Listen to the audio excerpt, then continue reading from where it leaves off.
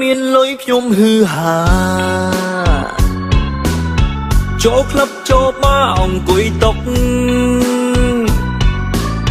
ហៅស្រាសុំតែថ្លៃថ្លៃហៅស្រីមកជុំជួយផឹកចេញលុយក្រឹកក្រឹកដូចឯងអស្ចារ្យថ្ងៃណាអត់លុយក៏ដាច់បាយចង់ខែដល់ហើយចង់ស្លាក់ចោលដើមខែខ្ញុំចាយមិនគិតពេលនាងអត់លឹកគ្មានសល់ដល់ពេលដាច់ចោលបាននឹងអត់